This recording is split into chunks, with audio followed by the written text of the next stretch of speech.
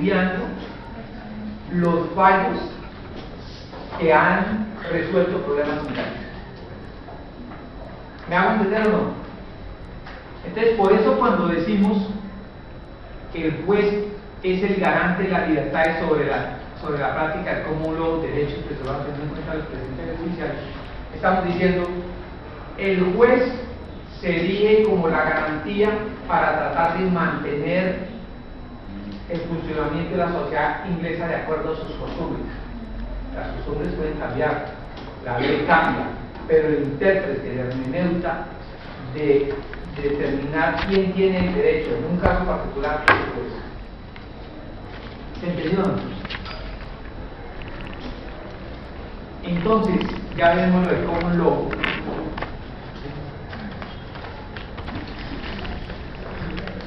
En tercer lugar,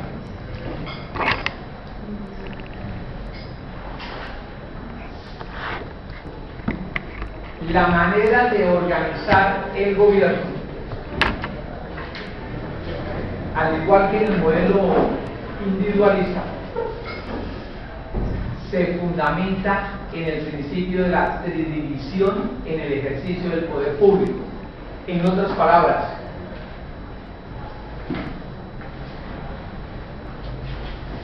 el poder público es uno solo del Estado,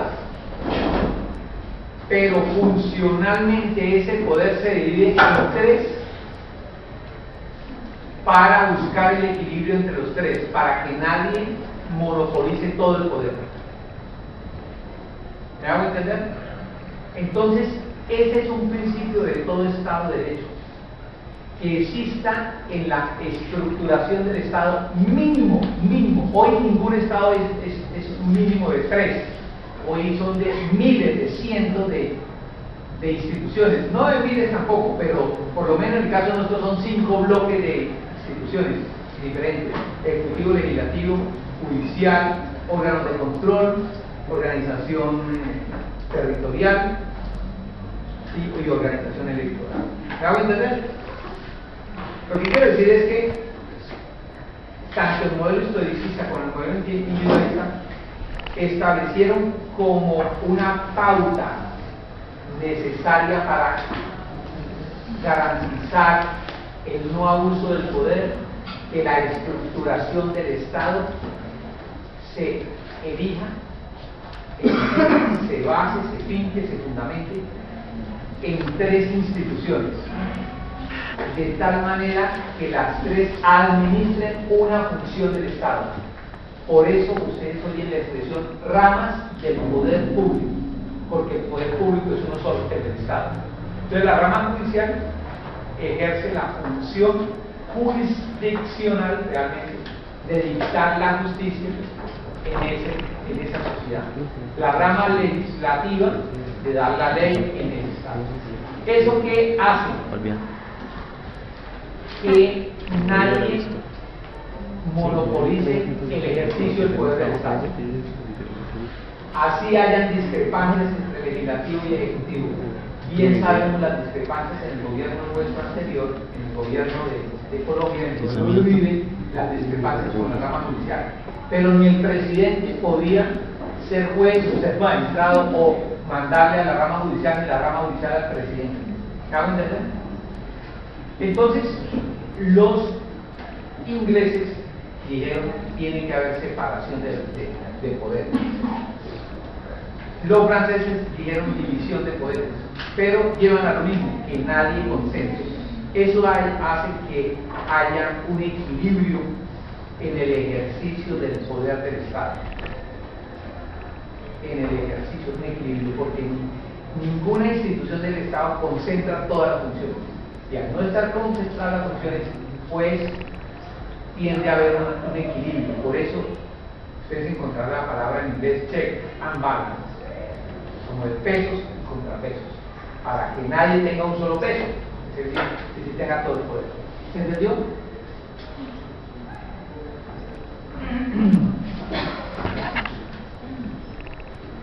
Esta es una diferencia con el modelo individualista. Decíamos, el modelo inglés nace para otorgar la mayor libertad a la población y permitirle a la población que participe en el poder, Cámara de los Comunes, ¿cierto? ¿Se entiende eso o no? ¿Sí? En otras palabras, la Revolución Inglesa nace para darle derechos, libertades a los comunes, a todo el mundo. Pero a su vez, el modelo es consciente que quien llegue al Estado son los que ganan las elecciones. Y los que ganan las elecciones desarrollan su propuesta política, su ideario programático.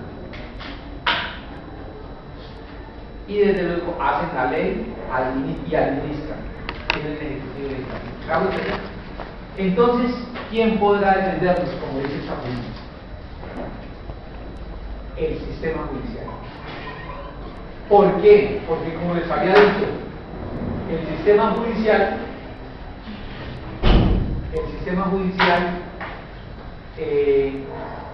o los jueces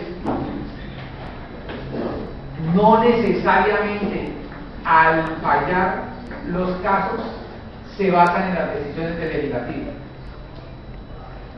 porque las decisiones del legislativo, es decir, las leyes emanadas en el Parlamento inglés, son decisiones obligatorias, claro, obligatorias en términos generales para ser acatadas, pero en casos particulares el único que se puede decir no la acate y que haga esto y se puede. ¿Me van a entender o no? Entonces, por eso hay cierta reserva con el Estado, porque dice es que el Estado es el órgano de poder y nos quita libertades. ¿Y cómo funciona el Estado? Pues a través de mandatos jurídicos, leyes, decretos, resoluciones que lo toman bien el Ejecutivo Legislativo. Bien, y son vigentes, todo el mundo debe juzgarlas, efectivamente. Pero en determinado caso yo digo, señor juez, yo quiero que atienda mi caso, resuelva eso. Entonces el juez mirará si resuelve el caso con la ley o tomando el precedente judicial. ¿Qué es el precedente judicial?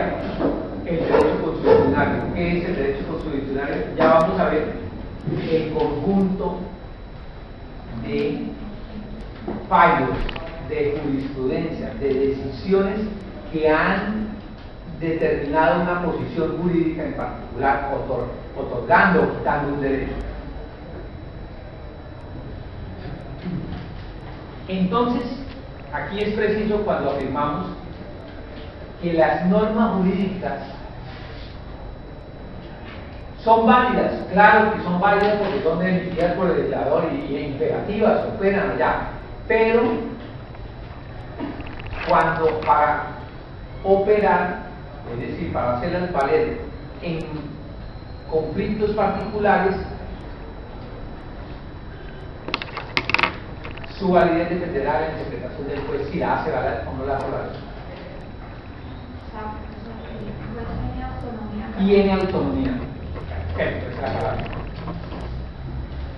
No es como nosotros, que el juez en el caso de Colombia, que es de derecho positivo, para resolver un caso, el juez primero mira a ver lo que diga la ley.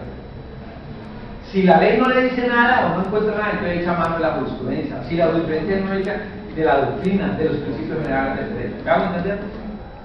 Allá el juez puede empezar o con la ley o con el derecho constitucional. Lo más común es el derecho constitucional. ¿Qué es el derecho constitucional? El derecho común, el common law, el derecho que viene consuetudo. Consuetudo traduce costumbre, consuetudo es una palabra latina que traduce costumbre. Entonces, por eso la ley mantiene su vigencia en el tiempo. Entonces lo que pasa es que no hay que hacer el control de constitucionalidad a la ley porque no hay una constitución, sino hay una serie de textos, sino cada vez que el juez está resolviendo casos puede aplicar o dejar de aplicar, o aplicar un artículo de la Carta Magna o de Bill of Rights o del Acta de Sucesión o de Petition of Right o de la Habeas Corpus o de leyes del Parlamento. Entonces por eso el juez allí es una institución muy importante, porque el common law, como su nombre lo indica, es el derecho de venido de la costumbre. ¿Cómo así el derecho de venido de la costumbre? A, de cómo por costumbre se resuelve ese problema y se le asigna el derecho a una de las partes. Entonces, entender el common law es entender la manera histórica en que la sociedad inglesa, a través de los fallos de cientos de años, ha resuelto ese problema.